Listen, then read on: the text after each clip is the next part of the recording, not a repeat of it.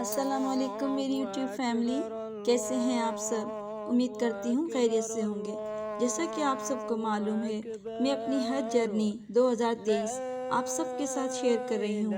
آپ سب میری ان تمام ویڈیوز کو ضرور واچ کیجیے گا، کیونکہ میں اپنی ویڈیوز میں بتا رہی ہوں حج کا آسان اور مکمل طریقہ۔ مجھے امید ہے میری ویڈیوز آپ سب کے لیے اور ان خوش نصیب افراد کے لیے جو اس سال حج پر جا رہے ہیں ایک کمپلیٹ گائیڈ لائن ثابت ہوگی۔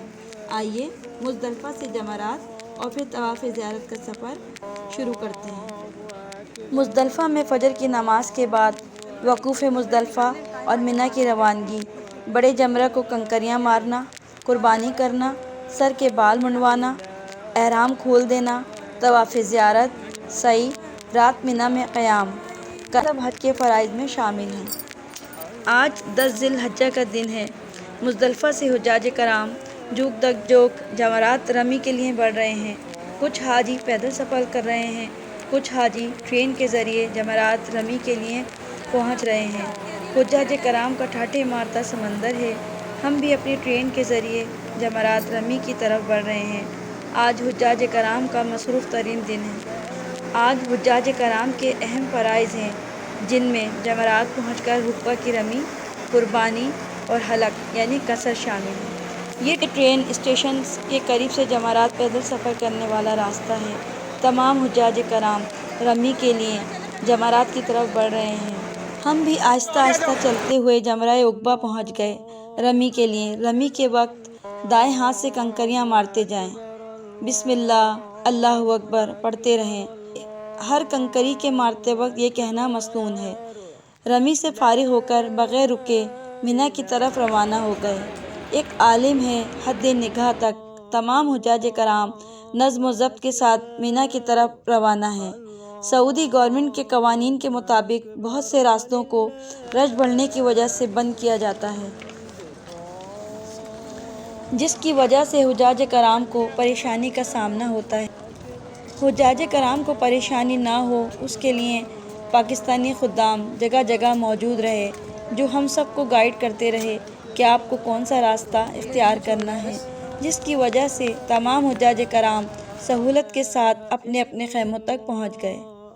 وزارت مذہبی امور و بین المذاہب ہم آہنگی نے عازمین حج کی سہولت کے لیے حج درخواست کے ساتھ قربانی کی رقم کی وصولی کا بندوبست کیا ہے، جس کے کوپن حجاج کرام کو سعودی عرب میں ان کی رہائش گاہوں پر حج سے پہلے دے دیے جاتے ہیں اور قربانی کا وقت بھی بتا دیا جاتا ہے۔ ہمیں بھی اپنا کوپن مل چکا تھا۔ منی پہنچنے کے بعد وزارت مذہبی امور کے دیے گئے فون نمبرز پر تسلی کر لی گئی، ہماری قربانی ہو گئی۔ اچھی طرح تسلی کرنے کے بعد حجاج کرام نے حلق یا قصر کرایا۔ جمرہ عقبہ یعنی بڑا شیطان کی رمی سے واپس آ کر قربانی کے بعد حلق، سر منڈوانا یا قصر، پورے سر کے بال 1 انگلی کے برابر کتروانا مرد حضرات پر جائز ہیں۔ خواتین کے لیے 1 انگلی کے پور یا ان سے کچھ زیادہ بال کٹوانا جائز ہے۔ حلق اور قصر کے بعد تمام حجاج کرام نے احرام کا لباس تبدیل کر کے عام لباس پہن لیا۔ حج کے دوران 10 ذی الحجہ کو عید کی نماز نہیں پڑھنی۔ حجاج کے لیے عید منانے کا اسلام میں کوئی تصور نہیں۔ رمی کے بعد قربانی اور حلق و قصر کے بعد ہم تمام حجاج کرام طواف زیارت کے لیے مسجد الحرام جانے والے راستوں پر گامزن ہیں۔ ایک روح پرور منظر ہے۔ ہر حاجی خوشی سے نہال ہے اور بڑھتے چلے جا رہے ہیں مسجد الحرام کی طرف، تاکہ اس قدیم گھر خانہ کعبہ کا طواف کریں، جسے طواف زیارت کہتے ہیں۔ طواف زیارت اپنے روزمرہ کپڑوں میں کیا جاتا ہے۔ طواف زیارت کا افضل وقت 10ویں ذی الحجہ ہے اور یہ 12ویں تاریخ سورج غروب ہونے تک کر لیا جائے تو جائز ہے، اور اگر 12ویں تاریخ گزر گئی اور طواف زیارت نہیں کیا تو تاخیر کی وجہ سے دم دینا واجب ہوگا اور طواف بھی کرنا پڑے گا۔ طواف زیارت کے بعد صفا و مروہ کے درمیان سعی کرنا واجب ہے۔ یہ سعی ہم نے بغیر احرام کے اپنے روزمرہ کے کپڑوں میں کی، کیونکہ احرام اس سے پہلے ختم ہو گیا تھا اور اب ہم مکمل طور پر احرام کی پابندیوں سے فارغ ہو گئے تھے۔ طواف اور سعی سے فارغ ہو کر ہم دوبارہ منی واپس آ گئے۔ کیونکہ رات ہر حالت میں منا میں ہی گزارنی ہے، چاہے رات کو کسی بھی حصے میں طواف سے فارغ ہوں۔ طواف زیارت کے بعد 2 رات اور 2 دن منا میں قیام کرنا ہے۔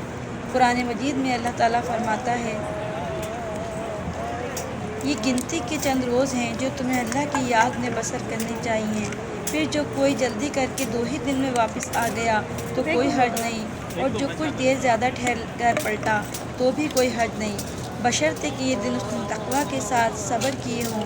اللہ کی نافرمانی سے بچو اور خوب جان رکھو کہ ایک روز اس کے حضور میں تمہاری پیشی ہونے والی ہے، یعنی ایام تشریق سے میں منا سے مکے کی طرف واپسی، خواہ 12 ذی الحجہ کو ہو یا 13 ذی الحجہ کو، دونوں صورتوں میں کوئی حرج نہیں۔ آج 11 ذی الحجہ کا دن ہے۔ آج کی دن یعنی 11 ذی الحجہ کو 3 جمروں کی رمی کرنا ہے۔ آج رمی کنکریاں مارنے کا وقت زوال آفتاب سے شروع ہو کر غروب آفتاب تک ہے، اور اب مغرب کے بعد بھی جائز ہے۔ صبح صادق سے پہلے تک راستے میں سب سے پہلے جمرہ اولا آئے گا، بالکل اسی طرح جس طرح جمرہ حقبہ کی رمی کی تھی۔ اس بار 7 کنکریاں ماری اور کنکری پر بسم اللہ اللہ اکبر پڑھی۔ رمی کے بعد ذرا بائیں جانب کو ہٹ کر قبلہ رخ کھڑے ہو کر دعا کریں، توبہ استغفار اور تسبیح و ذکر کے بعد درود شریف پڑھیں، اپنے لیے دعا مانگیں، اپنے رشتہ داروں اور دوست احباب کے لیے دعا مانگیں، اگر رشتہ زیادہ ہو تو آگے بڑھ جائیں، اور اس کے بعد جمرہ وسطیٰ پر آئیں، اسی طرح 7 کنکریاں اس کو ماریں جس طرح جمرہ اولا پر ماری ہیں، اور دوسرا بائیں جانب کو ہٹ کر قبلہ رخ ہو کر دعا مانگیں، اور اتنی دیر ہی ٹھہریں جتنی دیر جمرہ اولا پر ٹھہرے تھے۔ اس کے بعد جمرہ عقبہ پر آئیں، اسی طرح 7 کنکریاں اس کو بھی ماریں جس طرح پہلے ماری تھی، مگر اس پر جمرہ پر ٹھہرنے یا دعا مانگنے کی کوئی سند نہیں ہے۔ اس کے بعد سیدھے اپنے قیام گاہ پر چلے جائیں، کیونکہ رسول اللہ صلی اللہ علیہ وسلم نے ایسے ہی کیا تھا۔ 12 ذی الحجہ کی رمی کے بعد 13 کی رمی کے لیے منا میں مزید قیام کرنے اور نہ کرنے کا اختیار آپ کو ہے۔ آپ چاہیں تو آج 12 تاریخ کی رمی سے فارغ ہو کر مکہ معظمہ جا سکتے ہیں، بشرطے کہ غروب آفتاب سے قبل آپ منا سے نکل جائیں۔ اگر 12 ذی الحجہ کو غروب آفتاب سے پہلے آپ منا سے نہ نکل سکے تو اب منا سے جانا مکروہ ہے۔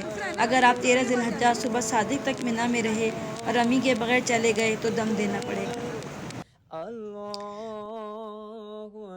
12 ذی الحجہ کو ظہر و عصر کے درمیان منا سے ایک بار پھر ہمارا یہ قافلہ مکہ معظمہ کی جانب رواں دواں ہو گیا۔